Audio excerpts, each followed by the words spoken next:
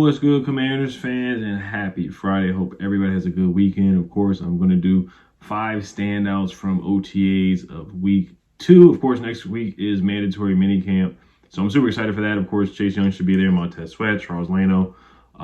Everybody should be there for that one since it is mandatory. So they're going to rev things up, more intense practice. I'm excited for that. Of course, OTAs, you can say what you want to say about it, t-shirt and underwear, whatever they call it, no pads.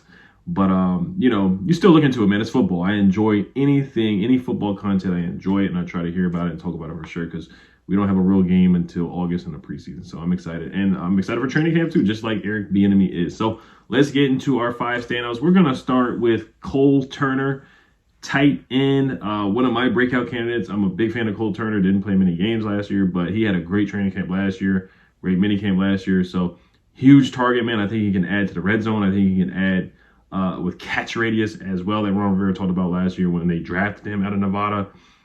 So Michael Phillips goes on to say in his article saying to buy Cole Turner stock now. I'm already buying it, man. Like I've talked down the tight end room, but there's other guys stepping up, and I think Cole Turner deserves an opportunity to get more snaps and more reps and more targets for sure. So he goes on to say in his article, buy Cole Turner stock now. The tight end vowed in last year's training camp and has brought more of the same this year. He had a highlight catch on Tuesday on the sideline over Percy Butler, who played strong defense but was no match for Turner's 6'6" reach and toe tap. So I think he's going to be a good security blanket for Sam Howell, man. I really do. I think he's super talented, has good hands, 10 touchdowns in college as a senior, played as a wide receiver and converted to a tight end. So he's been outstanding so far in OTAs.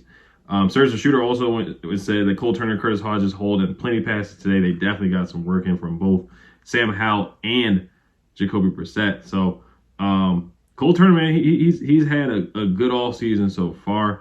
Also, Cole Turner, in the 7-on-7 period after Turner created some separation between him and Khalil Hudson, Howell aired out a 30-yard pass to the tight end that landed perfectly in Turner's hands. And Cole Turner can run routes, man. He put a double move on Khalil Hudson and hauled in a 30-yard pass in 7-on-7 drills from Sam Howell. So we're going to move on to the next guy. The next guy is Curtis Hodges, another tight end, another tall tight end. What is he, like 6'7", 6'8"? So we got some tall guys with catch radius and good hands in this tight end group. So we have a lot of unproven talent. It just has to be untapped. It just has to be untapped. Can the coaches get the best out of these guys?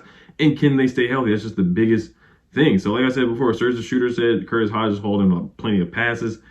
Pete Haley also said a sneaky nice catch by Curtis Hodges for a short touchdown. Brissette puts it low and left as Curtis Hodges turns around, which meant the tall ASS Hodges really had to stoop to get it for the score. Curtis Hodges will need to do more of that and ought to have the opportunity to do so. Also, my guy David Harrison, who works for Locked On. He works for Locked On Commanders. He does Locked On Commanders. I do Locked On Wizards. So we are colleagues on the Locked On Network. He also gave Curtis Hodges some praise as well.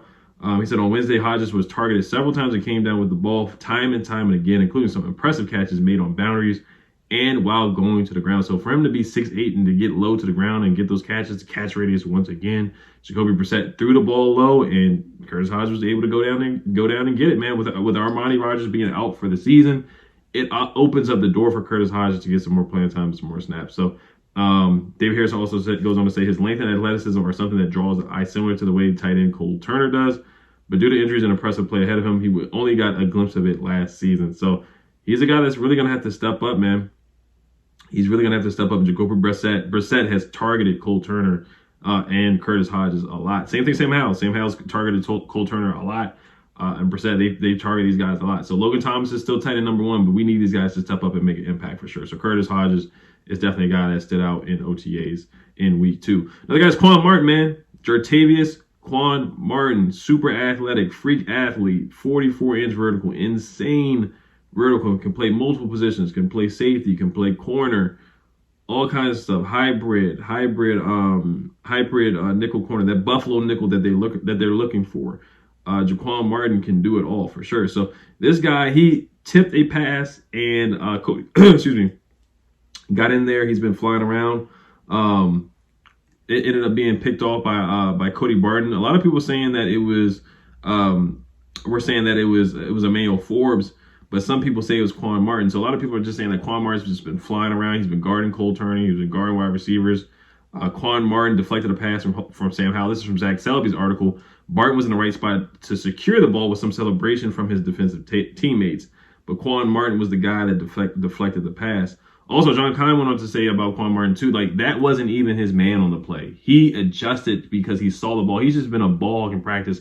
Him and Emanuel Forbes, they've been around the football a lot of tip passes, a lot of batted footballs from these guys. These guys just have a knack for being around the football. Jack Del Rio also gave Quan Martin some praise in his press conference, saying that he's a really smart kid, a smart young man. So, and Logan Paulson on the podcast for Take a Man went on to say as well, Forbes and Quan Martin, they're around the football a lot. A lot of balls are popping up in the air, and Quan Martin saw the play. He popped the ball up in the air for the Cody Barton interception.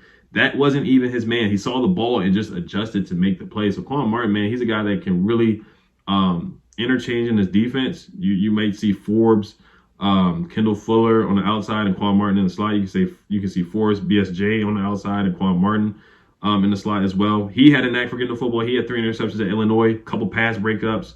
He's just playing all around the field, and man, they're really looking for this guy to make an impact for sure. And I really think he'll definitely do that. I want to pull up another thing where Quan Martin got some love too. Chris Russell from Team 980, he also said a few more observations from the command land on Wednesday. Rookie second round pick Quan Martin had a pass break up over Logan Thomas from Howell, and then had tight coverage against Cole Turner on a high throw from Sam Howell. He also had a pass batted up for an interception by Barton and another pass breakup near interception. So we just got 2 guys. We drafted 2 guys back to back that are ball hawks that are going to be around the football a lot. So he was a standout from the past for this past week. Another guy, once again, Emanuel Forbes. He's the 4th guy, Emanuel Forbes. So he went up against Terry and Jahan, getting a good test. It's going to be a good battle all off season. So listen to Logan Paulson. He said that he was a little handsy. There was one time where they had a tussle and Terry fell to the ground. Emanuel Forbes tried to get Terry back up from the ground, but Terry wasn't having it. He was happy about it. He shrugged Emanuel Forbes off. But that's what's going to happen all season. You watch Hard Knocks, all the training camp things, you always see the cornerback and the wide receiver getting in scuffles. And I'm not saying they need to fight each other or nothing like that, but you can just tell the physicality and how hard they're playing against each other, how much they're pushing each other. So he had a pass breakup on Terry. Then he had a pass breakup on Jahan. So he's been all over the place making plays. So Logan Paulson also wanted to say that he's had his hands on a lot of passes in OTAs. Forbes is all over Terry McLaurin. His anticipation is his superpower. He's been super aggressive. That's what we want out of Emanuel Forbes. His footwork has been really, really good. Tried to pick up Terry, but he pushed him off. Look at my notes. He has his hands on Terry a lot. One of the plays was could have been a PI, but Logan Paulson was like, he thought it was good plays for him. He looks like a first-round pick, understanding all of the coverages and calling guys to cut passes out there. Del Rio also said he's excited for Emanuel Forbes. He has a really good form in zone, really good instincts in zone coverage as well, as they, Del Rio runs that zone match scheme.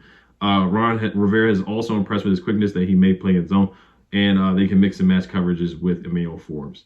Mitch Tischler also said that Forbes gets his hands on the football a lot.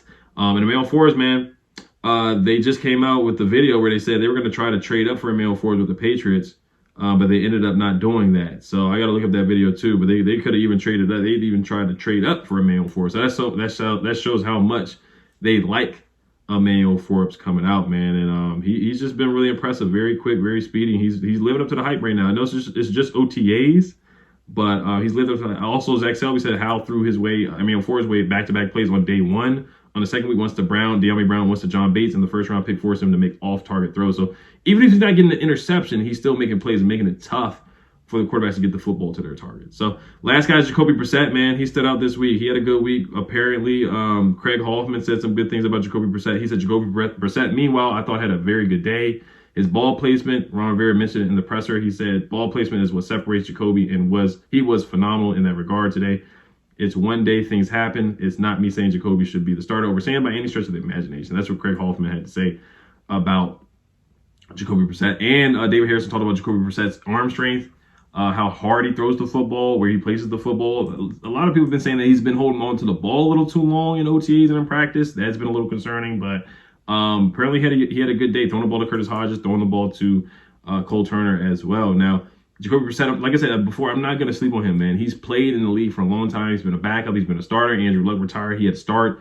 He started games for the Patriots. He started a game for the Browns. He was better than Deshaun Watson last year, which is not saying much because Deshaun wasn't really good last year. But Jacoby Brissette had the best. He had one of the best seasons of his career last year. He won a couple games, and he's good on 4th and 1 too. So I'm not pumping up to say that he should start, but of course there should be a legitimate competition between him and Sam Howell. But Jacoby Brissette, he's a professional. He's a solid quarterback for sure. He's a solid quarterback for sure. And if Sam Howell is not ready to go, or we start at 1-4, 1-5, something like that, knock on wood, then I do think Jacoby Brissette would be a good backup to come in and weather the storm for sure. So Jacoby Brissette had a couple good throws. He's throwing off the arm strength for sure, and he looked good on day 2. Now, he has been playing with the backups for the most part. Sam has been running with the 1s. Jacoby Brissette's been running with the 2s for the most part, and he hasn't really got any reps with the 1s on 11 on 11 or 7 on 7 from what I've heard so far. So we'll see. Those are my 5 standouts. If there's any other guys that I might have missed, honorable mention. I know Khalif Hudson got shouted out by Jack Del Rio. Sadiq Charles got shouted out by Eric Bieniemy. Of course, John Allen, Deron Payne have been dominated. They've been getting to the quarterback in practice. So that's what I've been hearing so far from OTAs. And I can't wait for minicamp next week. It's going to be Tuesday, Wednesday, Thursday. The media is going to be there all 3 days. So I will be bringing videos to you guys all 3 days. And, of course, doing standouts the day after. So, all right, you guys, let me know what you guys think, man. Hell's Commanders. Peace.